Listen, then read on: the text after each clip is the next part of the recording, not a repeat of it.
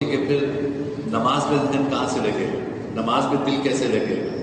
ذہن تو اسی طرف لگا ہوا ہے۔ انسان کے ذہن جو چیزیں نماز سے پہلے انسان کے دماغ میں ہوتی ہیں تو وہی چیزیں نماز میں بھی اس کے گرد ہوتی ہیں۔ نماز میں کون سا وہ جنت کا تصور کر کے نماز پڑھے گا، جہنم کا تصور کر کے نماز پڑھے گا؟ وہ تو ہی نہیں ہے، اس چیزوں کا تصور کر کے نماز ہی گزر جائے گی، یہ بھی نہیں پتہ چلے گا کہ نماز کب ہو۔ تو نماز، ہماری نماز بھی اس موبائل نے برباد کر دی ہے، اور اسی موبائل نے ہمارے رشتے بھی برباد کر دیے۔ آپ کو تو نہیں اندازہ ہوتا ہوگا، ہمیں فتوے کے کام سے تھوڑا بہت تعلق ہے تو لوگوں کے مسائل سامنے آتے ہیں، تو شاید کہ جتنے رشتے میں نے ایک موبائل کے ذریعے اجڑتے دیکھے ہیں، کسی اور چیز کے ذریعے نہیں۔